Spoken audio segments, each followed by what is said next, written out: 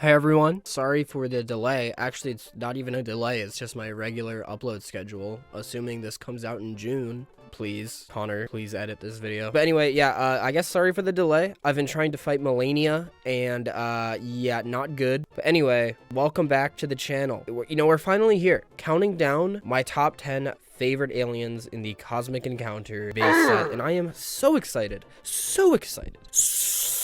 It's been a long time coming, and I finally get to talk about the aliens that really right here, they live right here, in my heart. And I'm excited because some of these are popular aliens and some of these are like core of the earth, volcanic magma, heat a knife up to ridiculous temperatures and cut through random objects level of a hot take. So we have like both ends of the spectrum here, and I'm excited to see what all of you have to think. Speaking of all of you, thank you. Just thank you so much for watching these videos. I've seen people comment from video to video, and it's been really fun to see some of you guys, I don't know, just talk about my takes. And I'm super appreciative of every single one of you. All of you also have really cool screen names. Snake Scooter is a sick name. So keep on scooting. But seriously, thank you all for watching so much. After this video, I'm going to be taking a break from talking about Cosmic. I'm going to be talking about some other games, but I will be coming back to Cosmic eventually. I do have the expansions to do to also rank from my least favorite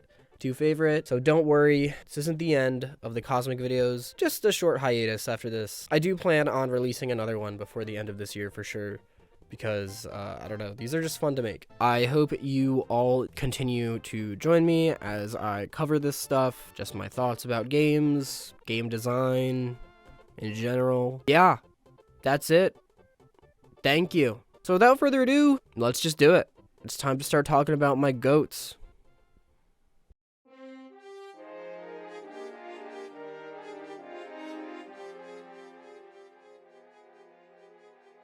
Spiff is one of the most fun, creative, thematically hilarious, smart, sexy, and probably one of the most useless cards in the entire game, if I'm being honest, but beggars can't be choosers. I see Spiff as Cosmic Encounter's version of Han Solo. This card has a lot of character without you even having to read it. The lightsaber, the gangplank gun, the one hoop, are you kidding me? Bro's got drip. This card is a bit of a shitter, but it does its shitting with a lot of gusto. Spiff has the power to crash land. As the main attacker, whenever Spiff loses an encounter by 10 power or more, instead of simply losing all of those ships, one of his ships from that encounter crash lands on the planet he was attacking, granting him a free foreign colony. Spiff is a bizarre concoction of a bunch of different mechanics in Cosmic. He has a power that procs on losing, but also a number condition on top of the losing condition. This can create a lot of really interesting decisions when it comes to playing as and against Spiff.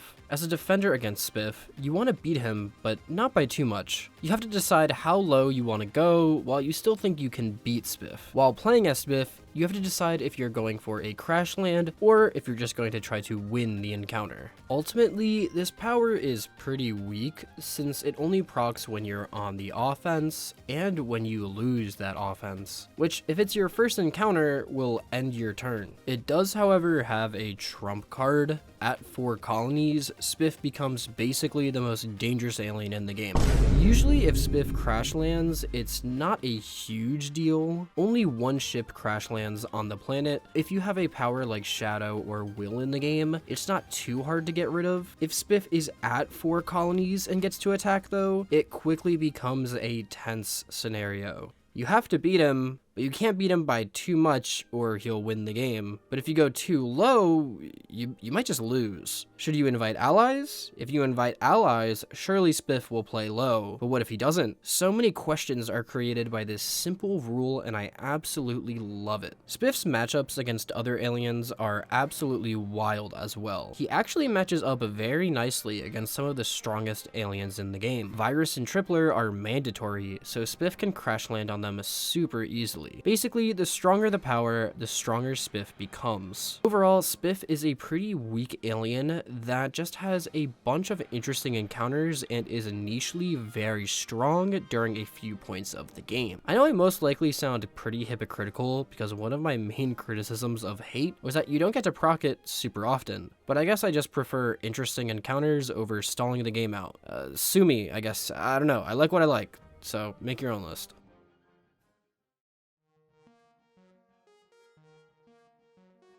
Sorcerer is my favorite blatantly broken power in the base set of Cosmic Encounter. Sorcerer is super fun to play as, and I think he has legitimate counterplay against him, but he really does hold all of the cards in the encounter. Pun, I guess, intended. I'm actually not completely sure. Sorcerer is like one of those TikTokers who goes up to random people and asks them leading questions and then just like really embarrasses them on people's For You pages, and it's really gross. But instead of asking questions, Sorcerer is a magician. So he's like, you want to see a magic trick? Then he swaps you a negotiate and you lose the encounter. It's really embarrassing. But you can also swap him a negotiate. Wow.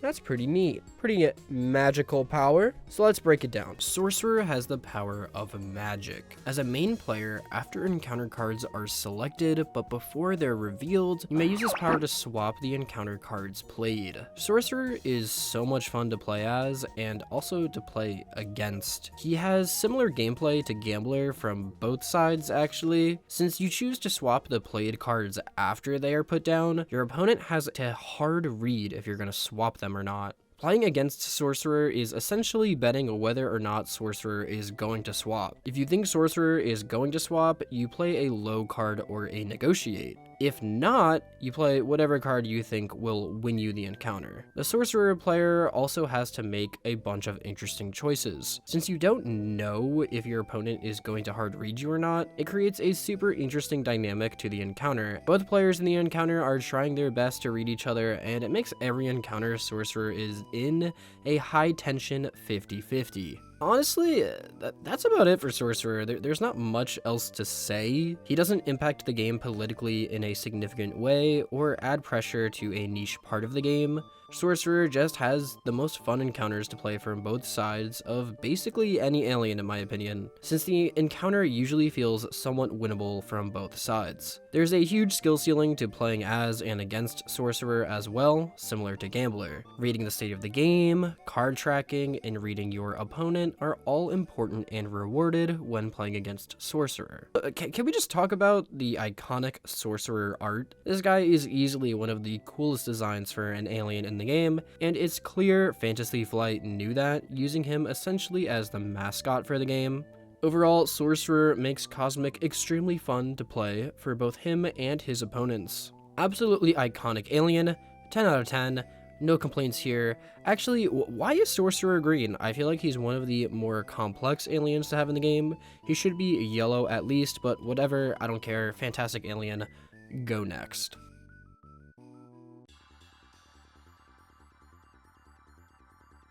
Of all of the aliens in my top 10 to take a dip closer to the number 51, it would be Kamikaze. Kamikaze was originally, I'm pretty sure, number 2 on my list. And then he fell to 3, and then he fell to 8. So it was a fall from grace for our boy. Now, I really like Kamikaze, okay? Surely still in my top 10. He's not going anywhere. Anytime soon, at least. But, you know, I played him recently, and it just wasn't the same, you know? I love this power, but it's a bit overloaded, in my opinion. The way that this power should work should make it feel like a huge risk and a huge gamble to throw away your ships to draw cards, but sometimes it feels more like a guaranteed outcome than a calculated risk. It's still one of my favorite powers for sure, but I think it would be even higher if it was adjusted ever so slightly. Kamikaze gives you the power to sacrifice. During encounters where Kamikaze is the main player, before encounter cards are selected, you may send up to 4 of your ships to the warp. For each ship you send to the warp, you draw 2 cards. As you all probably know by now, I don't like draw a lot of cards aliens. but this one runs the risk of literally destroying your own reserve of ships to do so, so I give it a pass. The best part of this is the time in which you can actually proc this power. It happens literally right before you choose a card to play, so you can invite allies and say something like, I don't know if I have the means to win right now, but I might in a minute, and then you kill off a fifth of your ships, and bing bang boom, you have a 4D GG's, easy clap. Kamikaze really makes players limit test. How far is too far? How many ships can you sack before you're running dangerously low? Or at least these are the questions that should be getting asked, but I think Kamikaze unfortunately falls a bit short of this. The issue I have with Kamikaze is that his card draw is a little too good. Getting rid of 4 ships during your first encounter shouldn't even be a choice that needs to be made. You should just do it. You'll proc your power once and you've essentially become Miser without the protected hand. Being able to draw 8 cards before an encounter starts is an absolutely bonkers thing to do in terms of power. To me, it doesn't really even feel like a risk, since one of the cards that you're basically destined to draw into will give you all of your ships back anyway. I feel like having each ship only draw 1 card, or having a maximum sacrifice of 2 ships would make this power a lot closer to the intended feeling it was supposed to have. With the way this power currently plays though, I would be lying if I said it didn't feel a little cheesy. Don't take all of this as I don't like this power. Throwing ships away is my favorite pastime in Cosmic, so Kamikaze fits perfectly into that niche. All in all, Kamikaze is a power that is a bit too efficient for the feeling it's trying to give off, but is still incredibly fun because of the results.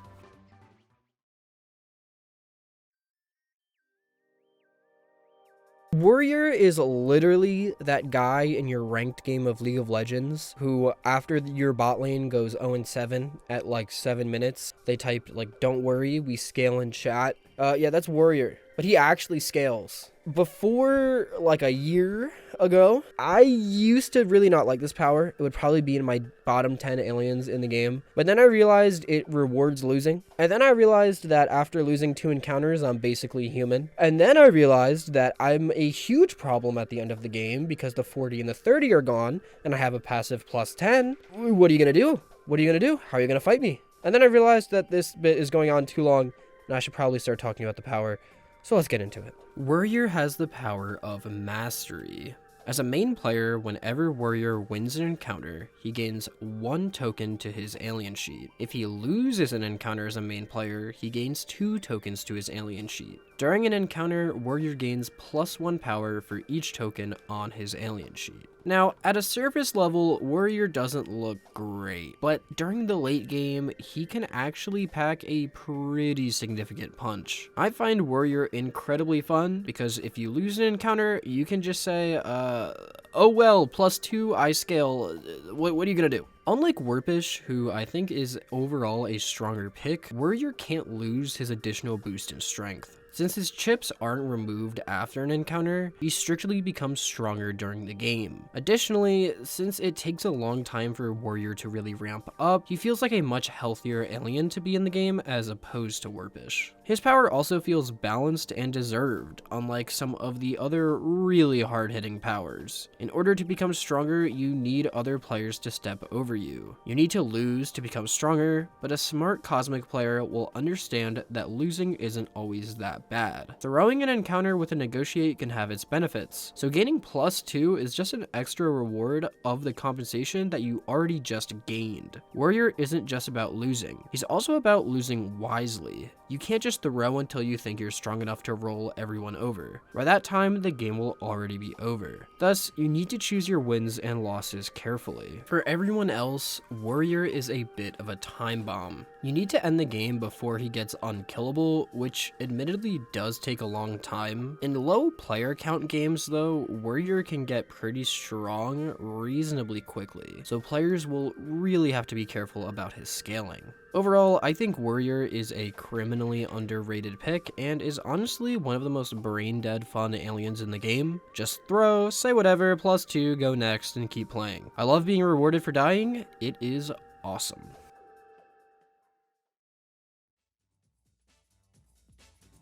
One thing Cosmic does a fantastic job of is flipping concepts on their head. Human is a great example of this. You'd expect Human to be a pretty stagnant alien compared to the rest of the cast, since there are literal demigods and like demons and shit in the game. What is Human gonna do? And you know, Human is a pretty stagnant power. It just gives a passive +4, but then also Human has the auto nuke, auto win ability. Philanthropist is a similar idea, where philanthropy is a good thing, but Philanthropist is one of the most devious aliens in the entire base set. I think everyone probably expected Philanthropist to be in my top 10, and for good reason. Pretty sure it's a fan favorite, as it should be. It's super fun, super good, super useful, and kind of just like an icon of the game. You know the meme, it's like everyone liked that's Philanthropist. Does anyone not like this power? I'm pretty sure the first game of Cosmic I ever played, my dad played Philanthropist, and I was like,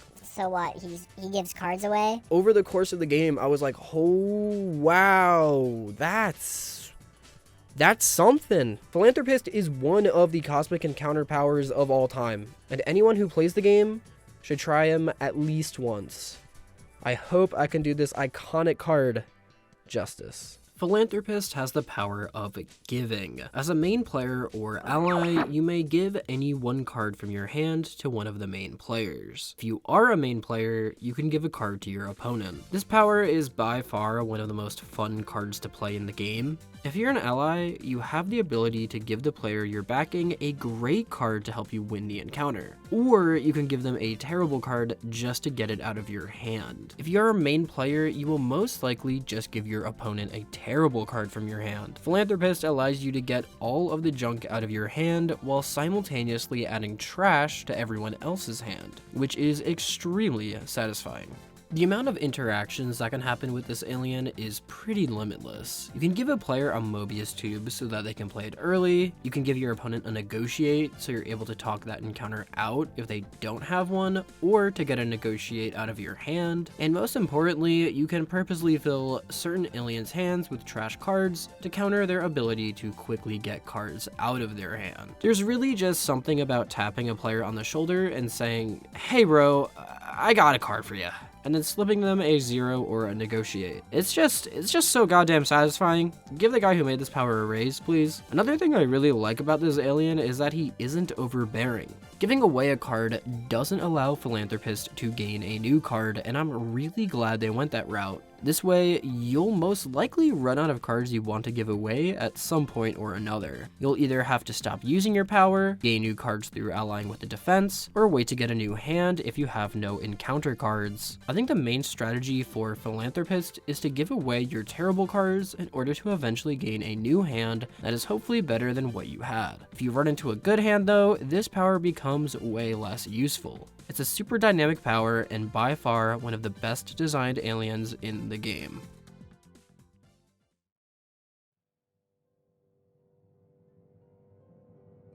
This is where you'll see my very personal taste kick in. My friends think I'm crazy for this take. I don't yet. Originally, in the first draft of the script, my reasoning for liking Amoeba was really silly. But then I played Amoeba more, and now the reasoning is only half silly. Now I actually legitimately think Amoeba's great. There are certain things that Amoeba can do that no other alien in the Cosmic Encounter base set can do. Which is crazy. Crazy. No one talks about this. He can get away with some crazy shit. So please just hear me out on this one.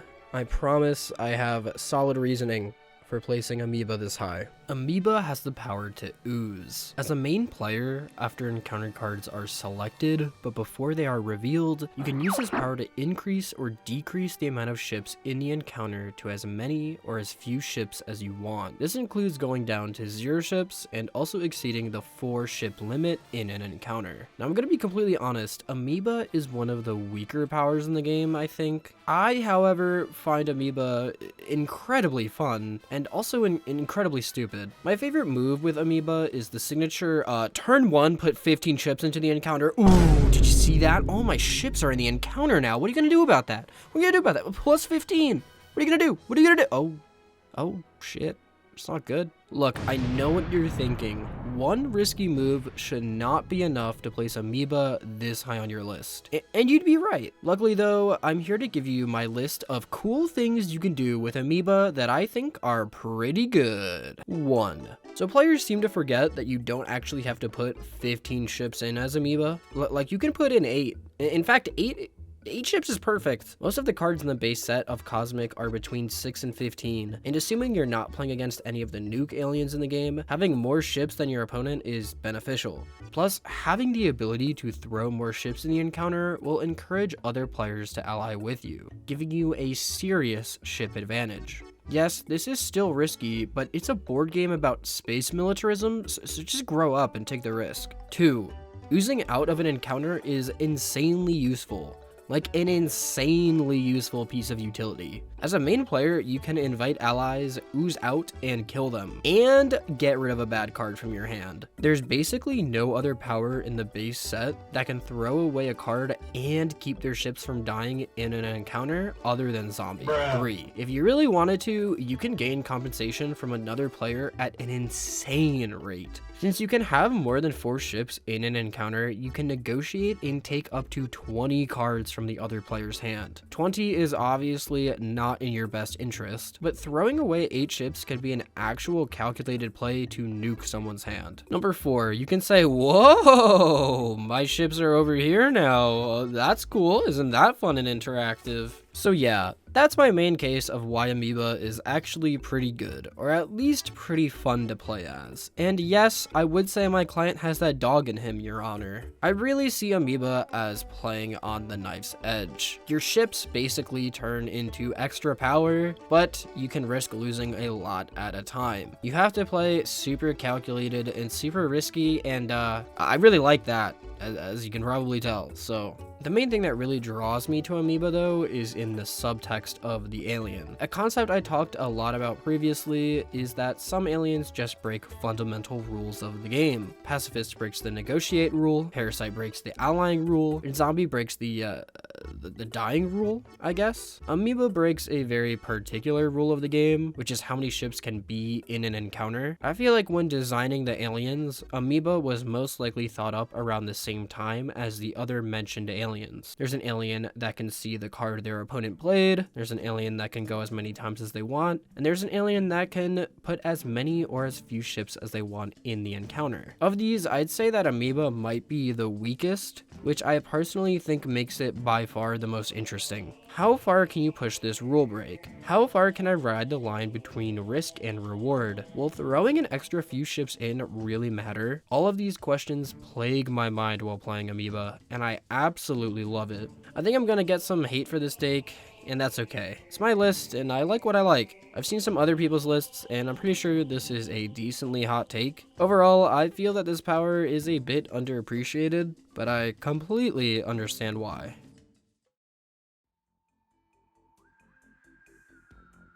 Trader has the power to grind, all right? Bro is a Sigma. Look at the suit. Look at the suitcase. Bro wakes up at 3 in the morning, man. Cold shower, you know? And then he goes to trade some stonks, all right? He's trading on the stonk market.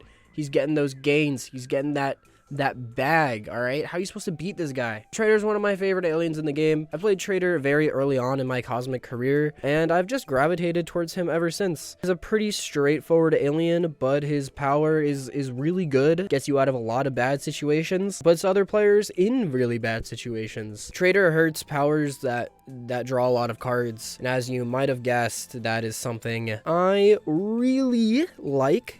I think drawing a lot of cards is just the best thing you can do in this game, so anything that counters that, I really gravitate towards. Let's trade places with my other commentary self and break down this power. Trader has the power of transference. During an encounter in which Trader is the main player, he can trade his hand with his opponent's hand before encounter cards are selected. That's it. That's the power. Trader is an incredibly simple power, but has always stuck out to me as being very fun. I like Trader because it's pretty rare in Cosmic you actually get a good hand of cards. If I had $1 for every time I sent a Snapchat or posted a picture on Instagram saying winning Cosmic hand, and it's literally just a picture of 5 negotiates, I'd probably be able to get a large 10-piece nugget meal at Wendy's. So with that in mind, Trader's power becomes incredibly useful. Instead of giving your cards away or discarding them, you can simply just throw all of them onto another player. How incredibly nice of me. Watching players' jaw drop as you give them the grossest hand they've ever seen is priceless. Luckily, there's a decent amount of counterplay to Trader. If he's not trading, you can assume that he has something valuable in his hand. This gives a ton of information away and can help you determine what you want to do in an encounter against him. If you have a good hand, this power is still pretty neat. You can essentially just use your good cards in order to form a completely trash hand and then trade it. Additionally, Trader creates an interesting dynamic to an encounter since both players know exactly what's in each other's hands. Sometimes this really telegraphs what's about to happen, but other times it can create some seriously tense encounters. Last but not least, you can trade for good hands. Some powers like Remora or Healer will have a ton of cards in their hand, so using your power against them is super duper satisfying. Overall, a super simple alien that adds some dynamic gameplay to the game. I love his art, I love how he counters draw a lot of cards aliens, and I love the encounters he creates. His stonks are certainly rising, and we are going on to the next alien.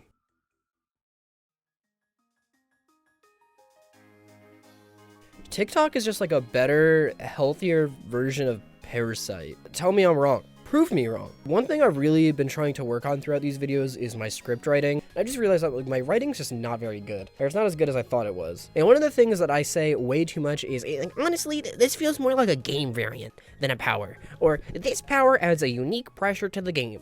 And I'm not saying that I'm wrong about those things. I'm just saying that, I could have reworded it. I could have chosen some different words. But TikTok adds the most unique pressure to the game. TikTok adds the most pressure to the game. It also is the best game variant power. It's also the best taxing power. It's also the best, It's also the best alternate win condition power. This thing is ridiculous, alright? TikTok is iconic. Honestly, we cannot waste time, because if we waste time, this video is gonna explode by the time it's over, and we're gonna all lose my fucking subs. Shit. TikTok has the power of patience. During game setup, the player using TikTok places 10 tokens on their alien sheet. Each time the defense wins an encounter or a successful negotiation is made, a token is removed from their alien sheet. If all of the tokens are removed from TikTok, the universe explodes and TikTok wins. Now you might be saying, but Connor, how does TikTok have anything to do with Parasite? Well, I'm glad you asked. If a Parasite player is playing as they should, or at least how I imagine they should basically always throw one ship on the offensive side of the encounter. This means that the offense basically can only win 5 times before the game is over. To make matters even worse, Parasite still gets to take turns, so it might be even less than 5. Now, there is counterplay to this, right? Like, the offense could just throw over and over to make sure that the Parasite player doesn't win, but that would take goddamn forever, and I have things to do. If anything, I want the game sped up, not slowed down. TikTok is the opposite of this though. Instead of only 5 encounters having to be won on the offense, it's 10 defensive side victories or negotiations. This literally puts the game on a ticking time bomb clock. Players have to play aggressively in order to win the game, or else the universe explodes. The entire game only gets 10 defensive wins, not just TikTok. When TikTok is in the game, things get scrappy and things get ugly. People start counting how many colonies they can let slip so the universe doesn't explode. Encounters are thrown, betrayal is everywhere, and honestly, the game kind of just becomes chaos. But that's how I like my Cosmic games. TikTok is a bit overbearing. TikTok being in the game changes the dynamic of the entire game. In my opinion though, this is a fun overbearingment, if that's a word. TikTok seems like he was almost made to tell people to hurry up on their turn, because yes, the clock is ticking and soon the universe is going to The TikTok player can use this to their advantage too. There's nothing to say that the TikTok player can't win the normal way, but there's also nothing to say that TikTok can't throw every time they are on the offense to get a token off their sheet. Encounters where TikTok is the main player have added tension due to this. There's really no bad result for TikTok in an encounter, so you have to read the state of the game and just try to go for the opposite of whatever you think the TikTok player is going for. All in all, TikTok is the best version of the "this alien changes how the entire game is played" aliens. How he wins is directly stated and is actually achievable. TikTok feels like a game variant, but luckily it's a really good one. TikTok gets my bronze medal, and let's get onto the silver.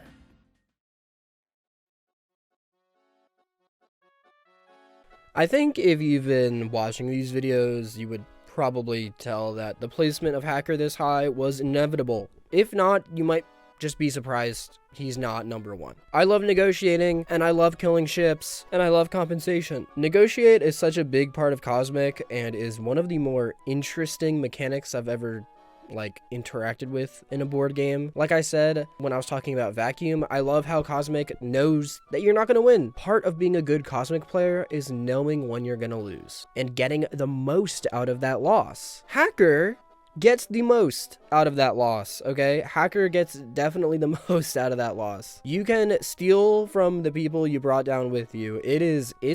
It's pretty rude. I really enjoy Hacker. Let's just hack and slash right into it, boys. Let's just get into it. Hacker has the power to hack. When Hacker gains compensation, not only does he get to choose any player in the game to take it from, he also gets to look at that player's hand when he's taking those cards. Last but not least, when players gain compensation from Hacker, he chooses what cards they receive from his hand. This power is absolutely perfect for me, like literally me, because now not only do I get to betray my allies by killing their ships when I flip and negotiate, but I also get to take their cards too if I'd like. This alien is so cool because he has the unique advantage of gaining a ton of information by being able to look at other players' hands, while also being able to be a complete douchebag by stealing their cards as well. This can also backfire on you. If you choose a player with a bad hand, you'll be adding more bad cards to your hand while thinning out their garbage hand.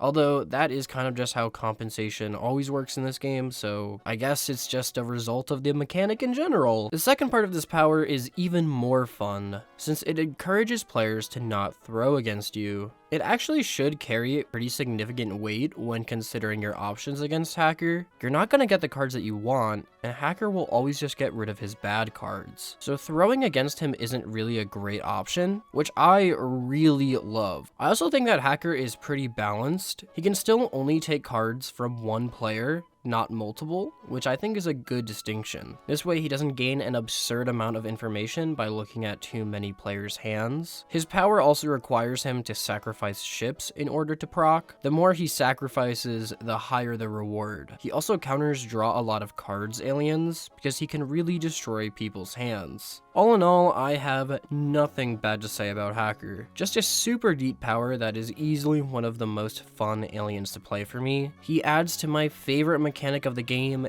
and changes that mechanic for those who go against him. An incredible power, and gets my silver medal.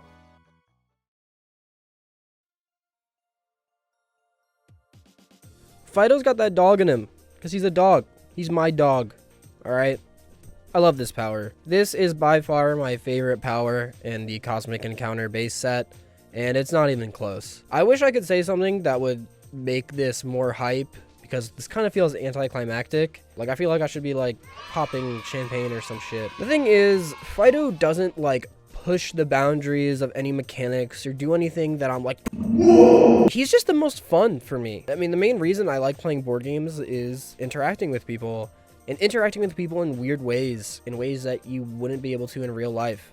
Sometimes you can lie in board games, and you can be really mean in board games, and you can't really do that in real life. Well, I mean, I guess you can, but it's frowned upon. And I just think that the interactions that Fido creates is the most fun to play around with. This power is extremely political, and you basically have to please people in order to secure your victory. I'm just gonna cut to the chase, and for one last final time in this base set series, let's break it down. Fido has the power to fetch. After an encounter, when encounter cards are discarded, Fido is able to take one of the 2 discarded encounter cards and offer it to any other player. If it is accepted, Fido can draw a card or take a ship back from the warp. If the card is denied, Fido is allowed to keep the card. Fido is a super fun power because it plays to Cosmic's strengths, which in my opinion, as you know, is the political game. Who you help and who you don't help is almost just as important, if not more important, than the actions you take on your actual turn. Fido essentially allows you to boost another player and hope they let you join for the ride. If they choose not to, then that power card is going to someone else. Fido has so much power in the game since he is able to keep extremely strong cards in play. Fido isn't the strongest card in the game, but he has a few quirks that give him an edge. Since I usually give good cards to other players, I'm able to draw a ton of cards and keep my ships alive. Near the end of the game, I'm usually healthy and have some ammo for the end game. Additionally, you're able to stop offering cards whenever you want. If you want to, you can totally boost someone until they are at 4 colonies. Then you can stop giving them the 40, and then would you look at that, it's your turn, you have a 30 in your hand, and you win the game.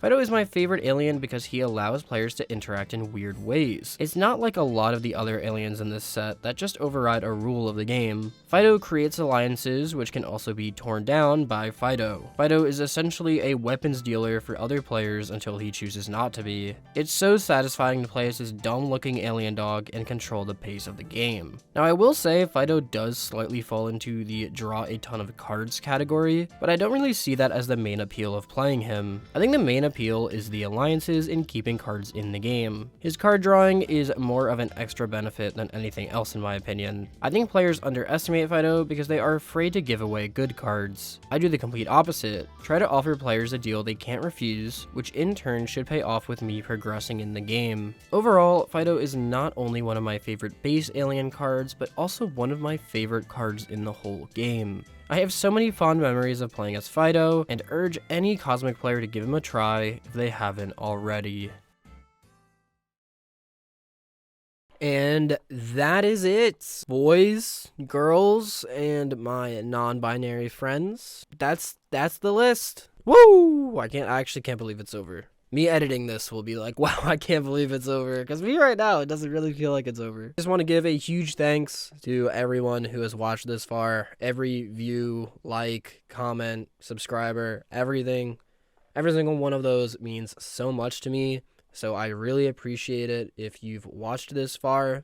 I'd also like to thank Jack Rita for watching along. Having a designer watch your video is like really cool, and he clarified rules along the way, which has been really awesome. I'd also like to thank my girlfriend and friends for being patient with me while I am like, can't hang out tonight. I have to edit my Cosmic Encounter YouTube video. And I'd also like to thank your mother. And I guess I'd like to thank my mom too. Thanks, Mom. She's been watching these videos, so thank you for watching, Mom. I hope you enjoyed them. I don't think you know how to play this game, so it must be quite the struggle, but I appreciate it. Thank you. So yeah, that's it. Let me know what you thought of my list. What did I mess up? Is my amoeba placement complete heresy? Just let me know. I would love to hear from you guys. I will be responding to literally every comment, unless it's crazy. Anyway, thank you so much for watching. Have a great rest of your day, month, year, week. I don't know. Until then, see you in the next one. Bye.